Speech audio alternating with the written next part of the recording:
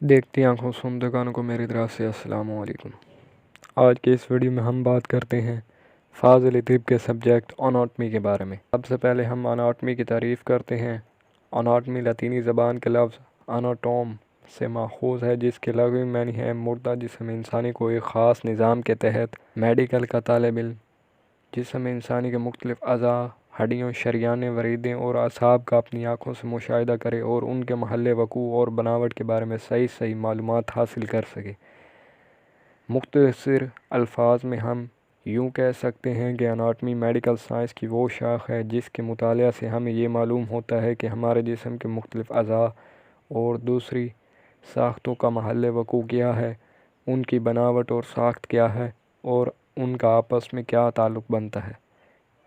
یہاں یہ ذکر کرنا ضروری ہے کہ میڈیکل سائنس کی دوسری اہم شاخ فزیالوجی، جسے اردو میں علم افعال اعضاء کہتے ہیں،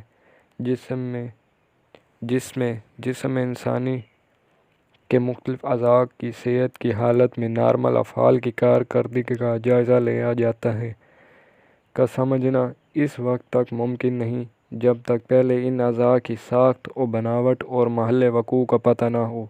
اس لیے فزیالوجی پڑھنے سے پہلے طلباء کو اناٹمی پر دستیابی حاصل کرنی ضروری ہے۔ اس وجہ سے یہ سبجیکٹ ہمارے لیے پڑھنا بہت ضروری ہے تاکہ ہمیں پتہ چل سکے کہ ہمارے جسم میں کون کون سے سسٹمز کس شکل و صورت میں ہوں اور کیا کام سر انجام دے رہے۔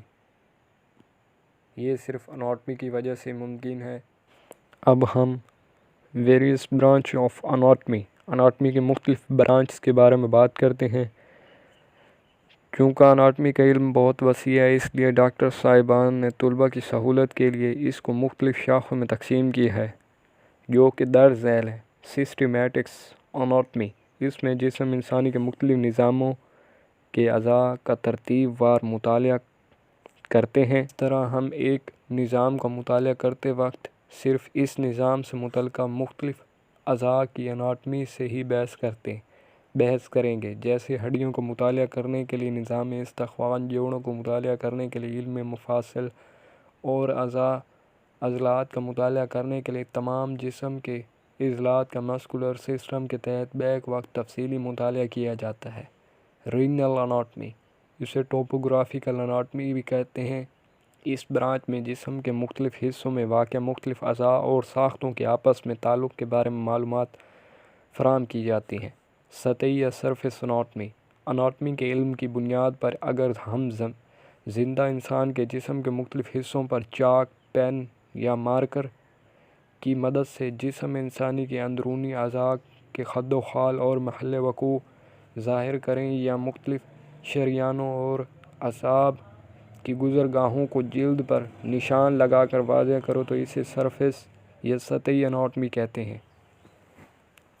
گراس اناٹمی، جب ہم کسی خاص آلہ یا مشین کی مدد کے بغیر جسم کے مختلف اعضاء اور ساختوں کو صرف اپنی آنکھوں کی مدد سے دیکھ کر اس کے واضح قطعی بناوٹ، سائز اور حجم وغیرہ کے بارے میں اندازہ کرتے ہیں تو اسے گردش اناٹمی کہتے ہیں۔ ریڈیالوجیکل اناٹمی، جسم انسانی کے مختلف اندرونی اعضاء، خاص طور پر ہڈیوں اور جوڑوں کی اناٹمی کے بارے میں ایکس رے معائنے سے اس میں بے حد مفید معلومات حاصل ہو سکتی ہیں، اسے ریڈیالوجیکل اناٹمی کہتے ہیں۔ موجودہ دور میں عمر معلوم کرنے کے لیے، چوٹ کے نتیجے میں فریکچر معلوم کرنے کے لیے، وٹامن ڈی کی کمی سے پیدا ہونے والی بیماری ریکٹس کے بارے میں اور دوسرے بے شمار بیماریوں کی تشخیص کے سلسلے میں ریڈیالوجیکل اناٹمی کے اہم محتاج بیان نہیں کیا جاتا۔ ماربڈ اناٹمی، بیماری کی حالت میں جب ہم جسم انسانی کے مختلف اعضاء کی ظاہری بناوٹ اور ساخت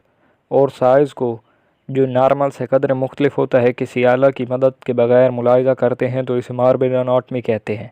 ہسٹالوجی اناٹمی کے اس شاخ میں ہم جسم انسانی کے مختلف اعضاء کی بافتوں کے خلیات کو خوردبین کے ذریعے ملاحظہ کرتے ہیں۔ اس طرح ہمیں ان ساختوں کے بنیادی اکائیوں کے بارے میں معلومات حاصل ہو جاتی ہیں۔ حال ہی میں الیکٹران مائکروسکوپ کے ذریعے تو جسم کے خلیوں کا مطالعہ انتہائی باریک بینی کے ساتھ ایک بہت ہی اہم میڈیکل سائنس کی حیثیت اختیار کر گیا ہے۔ اس کے بعد علم جنین، جسے ایمبریولوجی کہتے ہیں،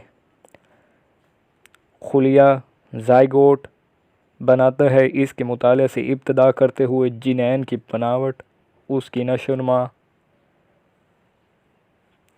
پرورش کے دوران مختلف اوقات میں مختلف اعضاء کے بننے کا عمل اور ان کے تکمیل، حتیٰ کہ بچے کی پیدائش ہونے تک کے مختلف مراحل کے علم کو علم جنین یا ایمبریولوجی کہتے ہیں۔ اس کے بعد ٹیراٹولوجی، رحم مادر میں پرورش کے دوران جنین میں جو پیدائشی نقائص واقع ہو رہے ہوں ان کی وجوہات اور نوعیت کو سمجھنے کے علم کو ٹیراٹولوجی کہتے ہیں۔ اس کے بعد تشریح تقابلی، کمپیریٹو اناٹمی، اس میں جسم انسانی کے مختلف نظاموں کی اناٹمی کا دوسرے حیوانات کے متعلقہ نظاموں کی اناٹمی سے تقابلی جائزہ لیا جاتا ہے، اور اس سیاق و سباق میں جسم انسانی کے مختلف اعضاء کی ساخت، فارم اور اس کے مختلف حصوں کے افعال کی کارکردگی کے بارے میں ایک اندازہ قائم کرنے میں مدد مل سکتی ہے۔ اسے مارفالوجی بھی کہا جاتا ہے۔ اس کے بعد ہم اس کی برانچ اپلائیڈ اناٹمی کے بارے میں پڑھیں گے۔ اس کی تفصیلی مطالعہ ہم اگلی شارٹ ویڈیو میں کریں گے۔